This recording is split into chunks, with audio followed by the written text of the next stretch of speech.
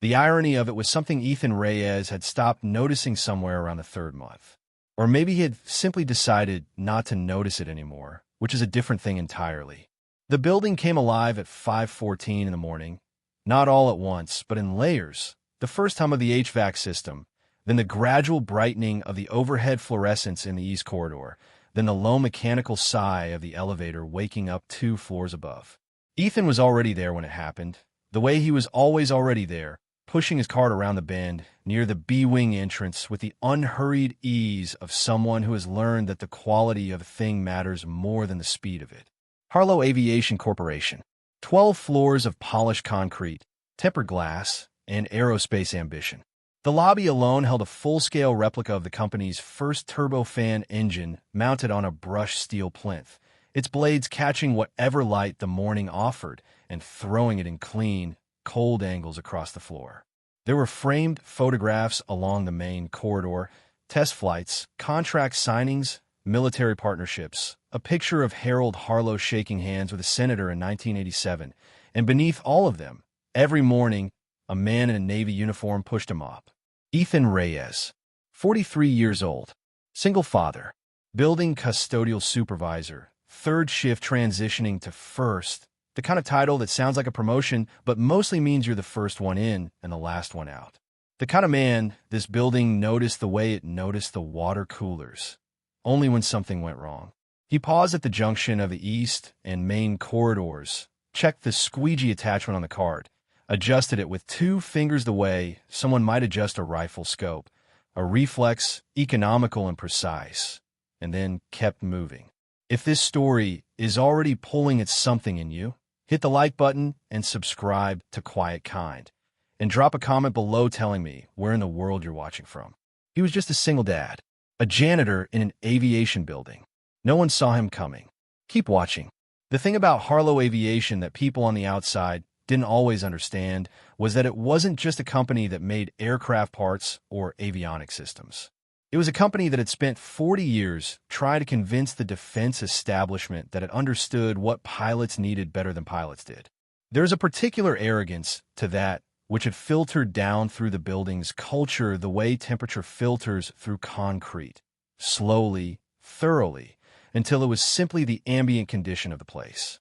Ethan had understood this within his first 2 weeks. He didn't say anything about it. He rarely said anything about anything, which was either a character trait or a survival strategy, depending on who you asked. He had learned a long time ago that the most useful information in any environment was gathered by people who gave the impression of not being particularly interested in information at all. He pushed his cart down the length of the main corridor, past the turbofan engine, past the photographs, past the glassed-in offices where the lights were beginning to come on. At the far end, the corridor opened into the atrium, a 3-story space with a glass ceiling and a view of the morning sky that on clear days was genuinely extraordinary, the kind of view that could stop a person if they let it. Ethan let it for exactly 4 seconds. Then he got back to work. His daughter Maya was 8 years old, which meant she was at the age when she had opinions about everything and the vocabulary to express approximately half of them. She had her mother's eyes, that particular shade of brown that looked almost amber in certain light, and her father's tendency towards silence when something was bothering her. The combination made her simultaneously the easiest and most difficult child to read, which Ethan suspected was not an accident. He had started calling her his co-pilot when she was 3, a joke that had outlasted its original context by several years. She still used the term without embarrassment. Their mornings had a rhythm that Ethan had constructed carefully, the way you construct anything you want to last, not around ideal conditions, but around the conditions you actually have.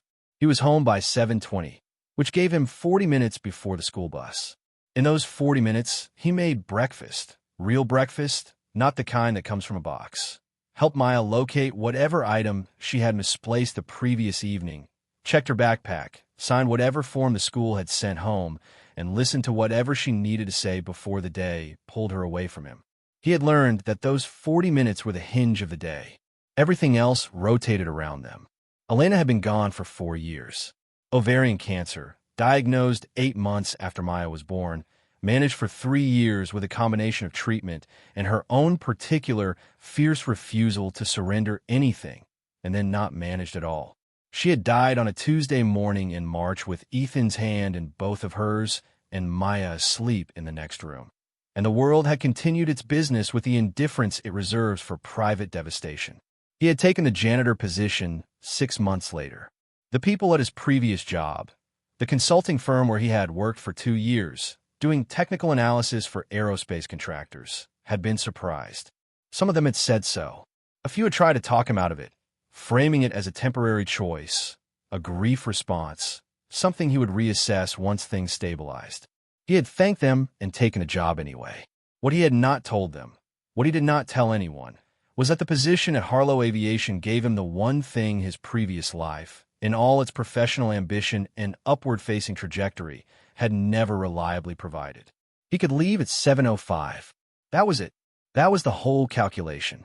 He needed a job that would have him home before the school bus, that would not demand weekend overtime or last-minute travel, that came with health insurance and a steady schedule and enough predictability that Maya could count on him the way children need to count on something.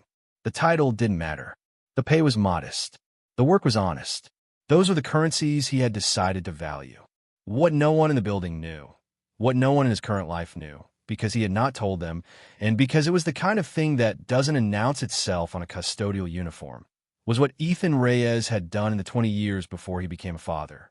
He had flown, not the way the people who worked in this building flew, in business class, with their laptops open and their noise-canceling headphones on. He had flown the way a very small number of people ever get to fly, at altitudes and velocities, and in conditions that would have been classified information if they weren't also ancient history by now. United States Air Force. 13 years of active service. F-16s, then F divided by a -18s, then a classified assignment that he still could not fully discuss in any context outside of a secured facility. 3 combat deployments. 2 commendations. 1 Distinguished Flying Cross, awarded for actions during a mission over the Zagros Mountains in 2006 that his citation described in language so carefully worded that it said almost nothing while somehow conveying everything.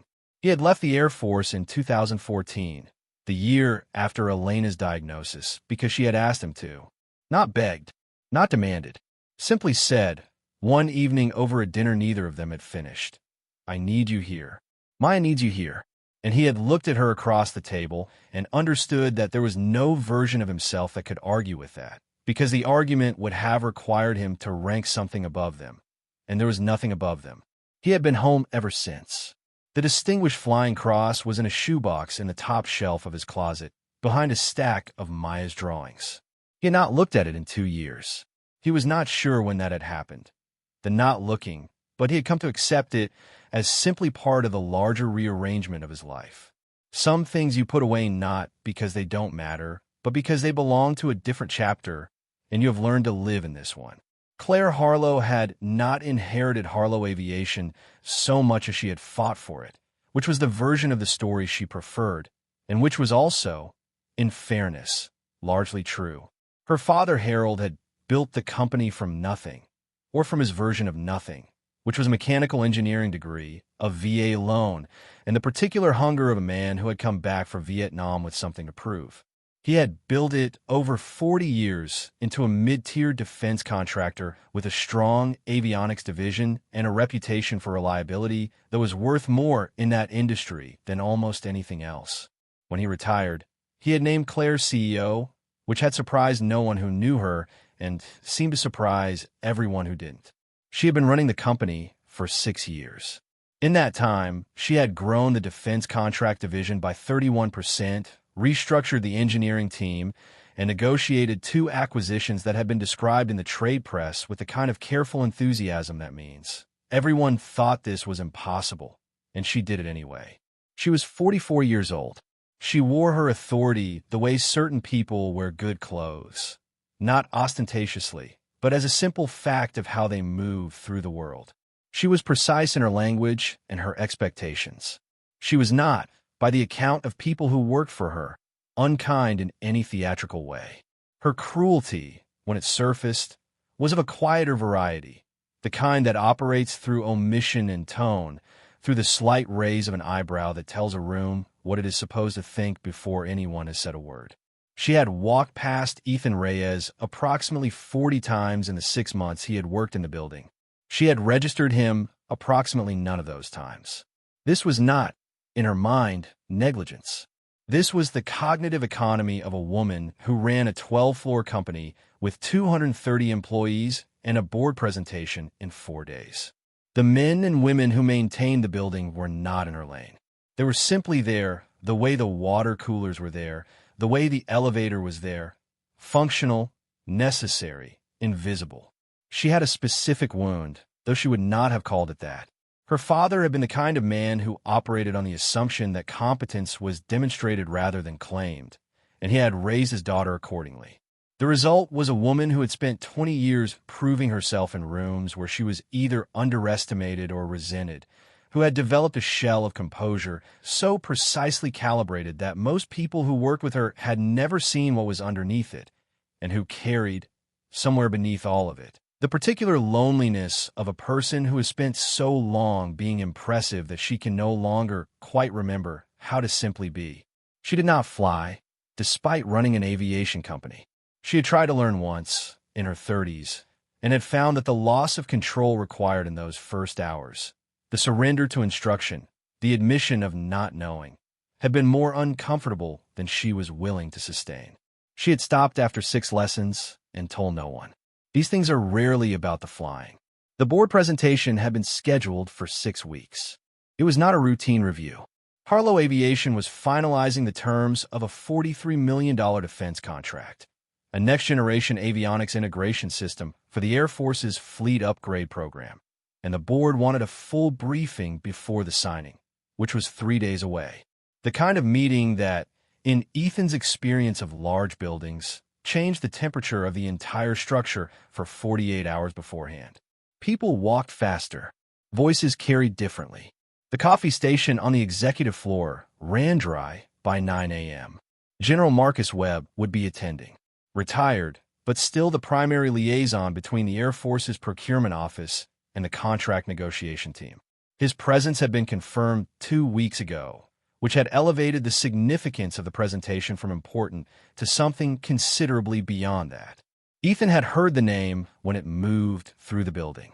He had heard it the way a person hears a sound that is familiar from a very different context, the way a word in a foreign language you used to speak will catch somewhere behind the ear. He had stood still for a moment in the corridor outside the facilities closet when one of the facilities coordinators mentioned in passing, then continued with what he was doing. He had served 2 deployments with Marcus Webb, but this was not a thing that was relevant. This was a thing from a different chapter, in a box on a shelf, behind drawings of unicorns and rocket ships. He collected his cart at 6:50 and took the elevator to the executive floor. The executive floor had a particular smell in the mornings, something between espresso and recycled ambition, and Ethan had gotten used to it the way you get used to any environment you spend enough time in. He moved through the corridor toward the conference suite at the east end, which needed to be prepared before the catering staff arrived at 8. He was halfway down the corridor when the elevator opened behind him and Claire Harlow stepped out. She was moving at the pace of someone whose mind was already in the meeting. 3 phones, 2 assistants, a presentation folder that one of the assistants was attempting to organize while walking. She saw Ethan and the cart in the way people see furniture, as an obstacle in a path to be routed around. He had already moved to the side. He was good at this, the quiet accommodation, the step that happens before it needs to be asked for. But the cart's rear wheel had caught on the edge of the floor mat near the conference room entrance, the way it occasionally did, and there was a brief sound. Not loud, not dramatic, just the flat plastic clatter of a supply caddy shifting. And one of Claire's assistants, a young man named Daniel who was carrying the presentation folder, startled and stepped sideways into the cart, and the folder went. Papers everywhere. Not all of them. Maybe 12. But 12 papers on an executive floor, 40 minutes before a $43 million board presentation, constitute a crisis of a very specific kind. Claire stopped. She looked at the papers. She looked at Daniel. She looked at Ethan. And then, in a voice that was not loud, which was actually worse than loud, because it was the voice of someone who has never needed volume to make a point.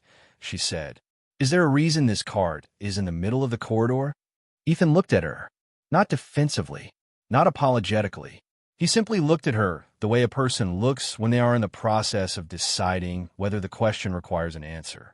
"It's against the wall," he said, which was accurate. Something moved across Claire's expression. Not anger exactly. Something more like the particular irritation of a person who is accustomed to being the most correct person in any given moment.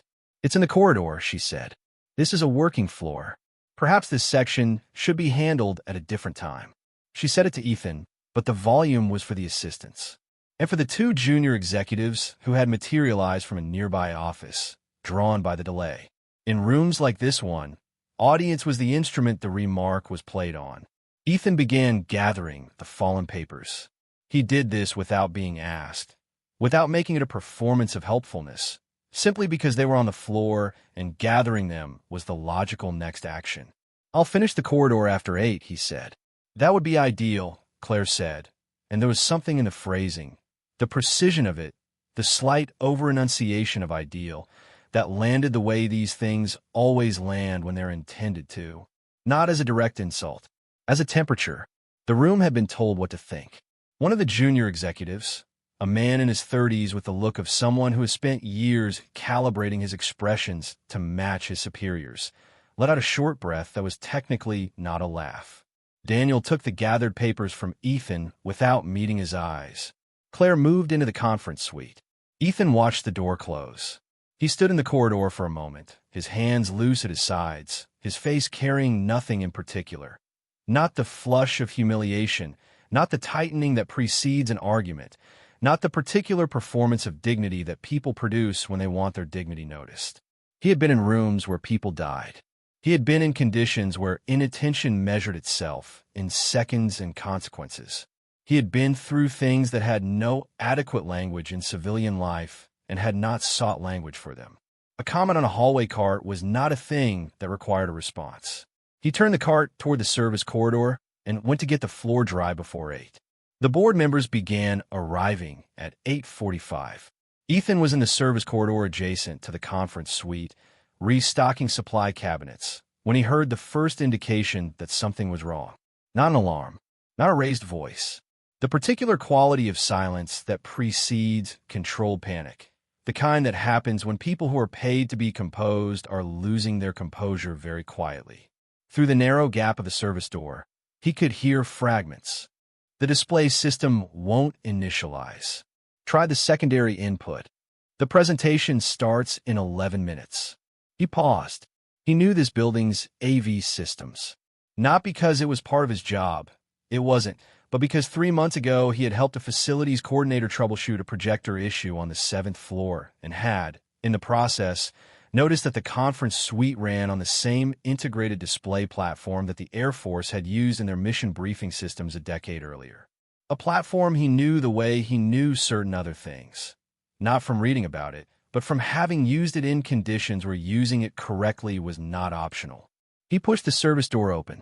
The conference suite held 7 board members, 2 Air Force representatives, Claire Harlow and 3 of her executives, a presentation visible on paper but not on the screen, which was showing a blank blue initialization error that the AV coordinator, a young woman named Priya, was staring at with the focused desperation of someone watching a fire spread. Nobody looked at Ethan when he entered. He was not the kind of presence this room looked at.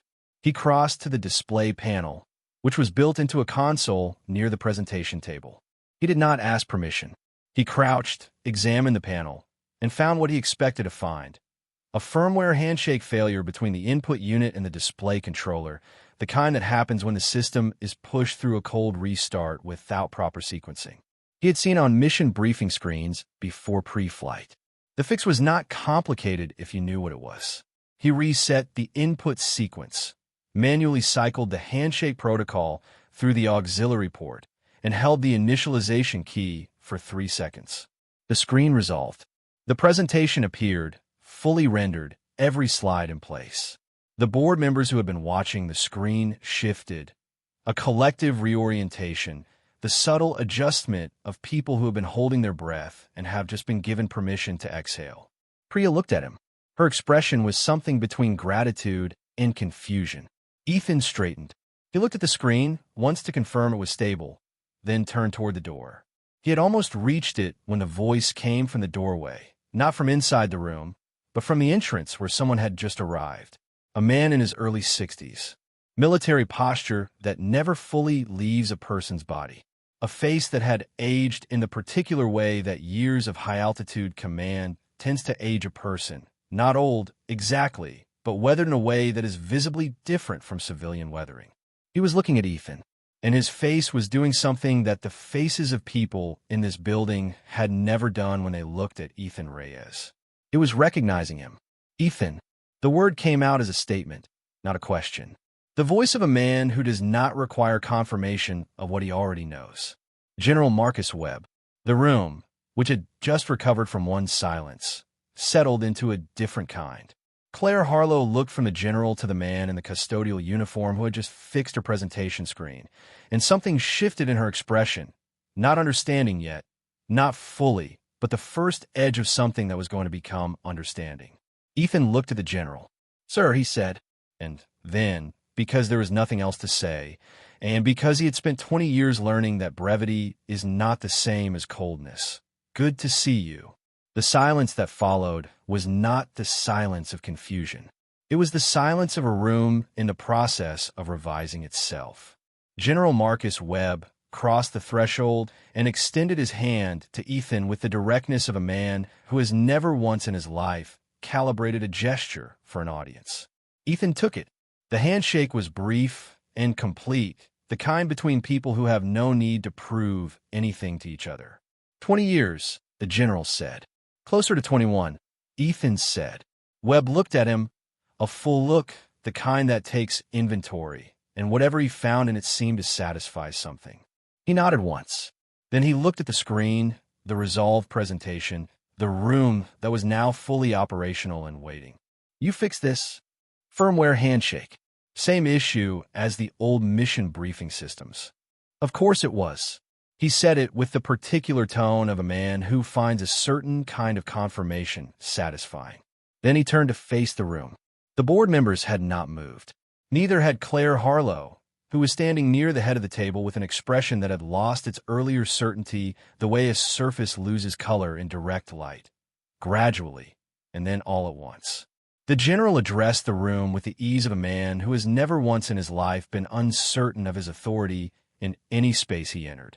"I flew 2 deployments with this man," he said. "Zagros Mountains, 2005 and 2006. He pulled 2 pilots out of a situation that I am not going to describe in detail in this room, in conditions that I am not going to describe in detail in this room, and he did it in ways that resulted in a distinguished flying cross and a commendation that I personally signed." He paused. "I didn't know he was in this building. I'm going to guess most of you didn't either." Nobody answered that. "He was one of the finest combat pilots I ever worked with," the general continued. "The kind of pilot you build a program around. The Air Force lost him when his wife got sick and he needed to be home, and the Air Force understood that because that's the kind of loss that doesn't leave a forwarding address." He looked at Ethan again. Something moved between them that had no language and needed none. Then he looked at Claire. "I'd like to start the briefing," he said, "when you're ready." The briefing began. Ethan left. He walked to the service corridor, collected his cart, and took the elevator down to the 3rd floor where the restroom tiles near the north stairwell needed grout attention. A job he had logged 3 days ago and had been working around the schedule to address. He put on his knee pads. He got out the grout float and the sealant. He worked in the specific, focused silence of a person who finds a certain kind of peace in the relationship between effort and visible result. He did not think about what had just happened in the conference suite. Or rather, he thought about it the way he thought about most things, without attachment to outcome. The room had learned something. That was true. What it chose to do with that information was not his department. He had not fixed the screen to be seen. He had not spoken to the general to reclaim something. He had fixed the screen because it was broken and he knew how to fix it, and he had spoken to the general because the general was someone he had served with, and silence would have been its own kind of dishonesty. What he thought about crouched on the tile floor of the third-floor restroom, was Maya. She had asked him that morning, over scrambled eggs and orange juice, whether he thought birds were scared when they flew in storms. He had considered the question seriously, the way he always considered her question seriously, and had said he thought birds were probably not scared so much as completely present. That fear, the way he understood it, required some part of the mind to be somewhere other than the moment you were in, and that birds in storms probably didn't have that problem. Maya had thought about this for a long time. Then she had said, "Is that why you're not scared of anything, Daddy? Because you're always right here?" He had not answered that directly.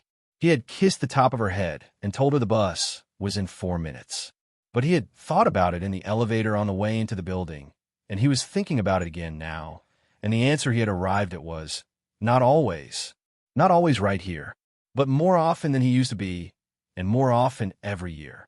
Which was, he suspected, the best a person could honestly say. He was sealing the last grout line when he heard footsteps in the corridor outside. He knew the footsteps without looking up.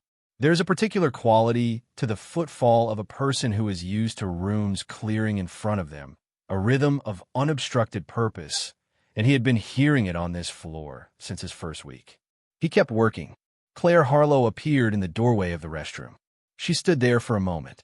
She was still carrying the composure, but it was sitting differently on her now.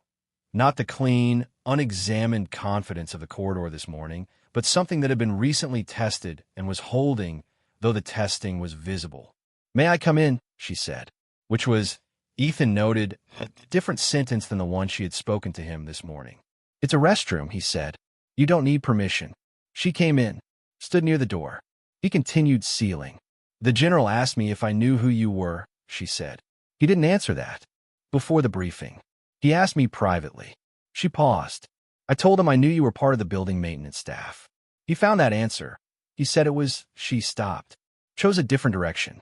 He was not unkind about it. He doesn't seem to be a man who wastes time on unkindness. But he said something that I've been thinking about. Ethan set down the float and looked up at her. He said the problem with buildings like this one, Claire said, is that we spend so much time looking at credentials that we've forgotten how to look at people. And he said you were the example he uses when he wants to explain the difference between the two. A beat. He uses you as an example. Ethan said, apparently he has for years, without names, just a pilot he knew, the kind who never needed a room to know what he was. She looked at the tile. He told the board who you were.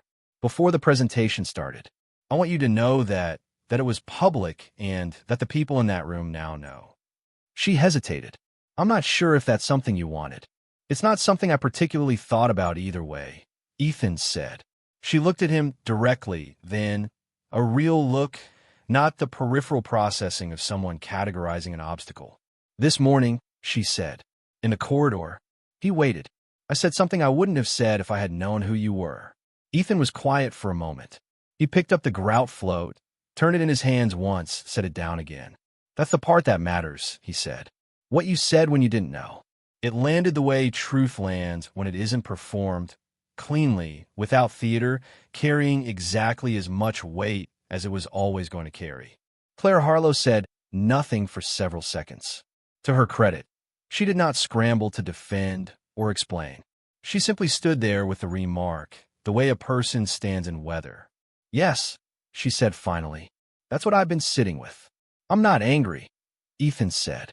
I want to say that clearly. I'm not interested in your guilt, and I'm not holding a ledger. But if you're asking whether there's a version of this morning that required knowing who I used to be in order to treat me the way you'd want to be treated. There isn't, she said. No, he agreed. There isn't. She nodded. Not the brisk, executive nod of someone closing an item on a list. Something quieter than that. The nod of someone who has received information they know they're going to have to sit with for a long time. The presentation went well, she said after a moment. The General Webb, has agreed to the contract framework in principle. He said he has one condition. Ethan looked at her. He wants a technical consultation on the avionics integration protocols from someone with operational experience in a specific platform we're working with. She paused. He said he knows someone. He gave me a name. She held his gaze for a moment longer than was strictly necessary. Then she said, I'll let you finish your work," and walked out. Ethan looked at the sealed tile. He stayed there for another 20 seconds, not moving, his hand still on the float. Then he picked it up and finished the last corner. He was at his locker at 6:48 when his phone rang. It was a number he didn't recognize, area code he knew, prefix he knew, the particular sequence of digits that meant federal government, defense sector. He looked at it for 3 seconds. Then he answered. General Webb's voice, unhurried and direct. "You have about a minute before you tell me no." Ethan leaned against the locker. "Sir, I need a consultant. 18 months, maybe 24. Operational experience with the JDAM-7 integration platform. There are 4 people in the country I trust with the briefings, and 2 of them are compromised by prior contracts with competing firms. One of them is 71 years old, and I already asked, and he declined, and frankly I respect that. That leaves you." "I have a daughter," Ethan said. "She's 8. I'm the only parent she has." "I know that. The work is here. Based here. Office 2 miles from where you're standing. No deployment. No travel outside of the metro area. Full schedule flexibility pending operational windows. I designed the contract terms this afternoon with your situation in mind." A pause. "I took the liberty." Ethan said nothing. "Ethan, you spent 13 years building expertise that cannot be replicated in a classroom. I'm not asking you to put on a uniform. I'm asking you to sit in a room and tell people what to stop getting wrong." Another pause. "The work would matter. Can I call you back in 30 minutes? Ethan said. "I'll be here," the general said, and hung up. Ethan put the phone in his pocket and stood at the locker in the silence of the empty facilities corridor, the fluorescent lights humming the same steady hum they had been humming since 5:14 that morning, the buildings settling around him in the way buildings settle toward the end of the day, slower, looser, the tension of productivity finally releasing into the quiet of evening. He thought about the box on the shelf behind the drawings. He thought about Maya asking if birds were scared in storms. He thought about Elena saying, "I need you here," and what here had always meant to him, not a location exactly, but a quality of presence, a completeness of attention, the commitment to being in the place and the moment that actually contained the people he loved. Here had never excluded everything else. He had made it exclusive because he had needed to, because grief demands simplification, and raising a child alone demands a rest. But Maya was 8 now, steady and curious and increasingly, beautifully, her own person. She still needed him every morning, every evening, every bedtime. She still needed the 40 minutes before the bus and the presence at the dinner table and someone who took her questions about bird behavior with genuine philosophical seriousness. None of that was going away. But she was also a girl who had spent her whole life watching her father walk into a large building every morning and walk out at 7:05, and who had never once heard the word pilot applied to him, because he had put that chapter away behind the drawings, out of reach of her questions. And he was wondering for the first time in a while whether putting things away and letting them go were actually the same thing, or whether he had been mistaking one for the other. His phone was in his hand. He pressed call. 30 minutes already. General Webb said. "You said the work would matter," Ethan said. "Tell me how." The changes at Harlow Aviation happened the way most real changes happen. Not all at once, and not with a press release. Claire Harlow did not call a meeting. She did not send a company-wide email about the importance of seeing the whole person behind the title, or share a reflection on leadership and humility on the company's internal platform. She had watched enough organizations perform their reckonings publicly and emerge no different from the inside, and she had no interest in that particular theater. What she did was quieter, and for that reason, more lasting. She began arriving earlier. Not dramatically earlier, 20 minutes, sometimes 30, and in those minutes before the building filled with the day's momentum, she walked the floors. All 12 of them. Not with a clipboard, not with an agenda. She stopped at the water-cooler conversations she would previously have routed around. She learned the names of people she had been registering as functions rather than faces. She asked questions she had not previously thought to ask. She did not announce this as a new practice. She simply did it. The junior executive who had laughed in the corridor, the short breath that was technically not a laugh, she called into her office 3 days after the presentation. She did not reprimand him.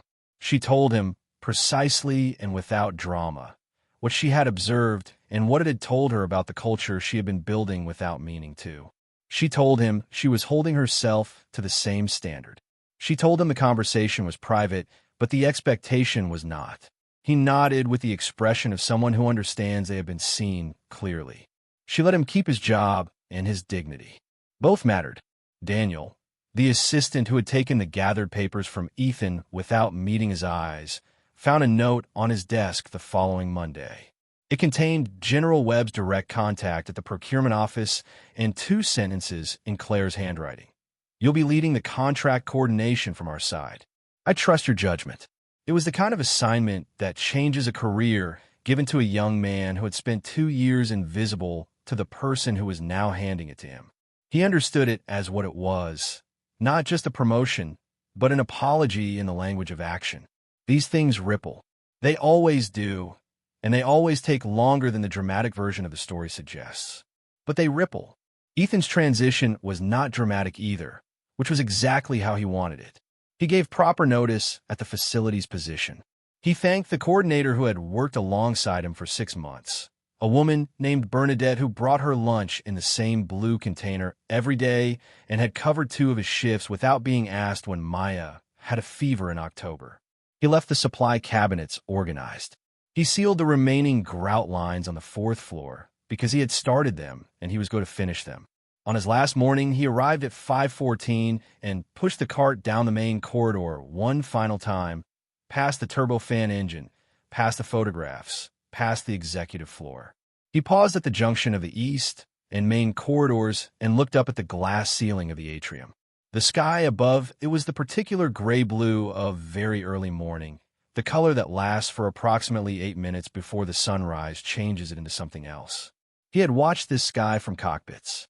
He looked at it now from the floor of a building, in a Navy uniform with a company logo stitched over his heart, and he felt no particular contradiction in that. He had been both things. He was still both things. The chapter in the box on the shelf was not a different person's story. It was his, and it had been waiting, and he was now, with some care, opening it again. He straightened his cart. He wanted to finish his shift. Maya found out the way she found out most important things, by accident, then all at once, then in pieces she had to put together herself. It was a Saturday morning, 3 weeks after the board presentation.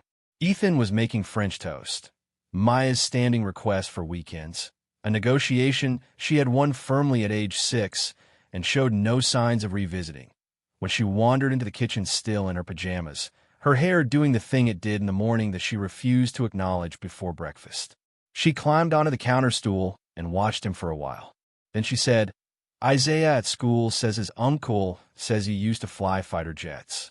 Ethan turned the French toast. Isaiah's uncle, he said carefully, is General Webb's nephew. So it's true. He put a piece of French toast on her plate.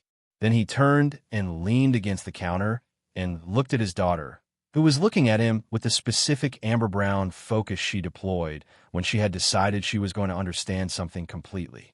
It's true, he said. A long pause. The kitchen held the smell of cinnamon and butter and the particular warmth of a small house doing its job. Why didn't you tell me? Maya said. He sat down across from her at the table. He thought about the honest answer, which was the only kind he had ever given her, and the one she had come to expect. Because when your mom got sick, he said, I left that life to be here. And being here, being really here, all the way, felt like it needed me to put the other thing down. And then when your mom died, being here was everything I had to hold on to. So I kept it put down. Maya was eating her French toast with the focused attention she gave to anything that required processing. She was not looking at him directly. This meant she was listening most carefully. Were you good at it? She said. Flying. Yes, he said, without false modesty, without performance. I was very good at it. Did you like it? He thought about that the way he thought about her hard questions, seriously, without rushing. I loved it, he said. The way you love something that asks everything of you. It's a different kind of love than this. He gestured at the kitchen, at the morning, at the space between them. But it was real. Maya put her fork down. She looked at him. "Daddy," she said, "why do you have to choose?"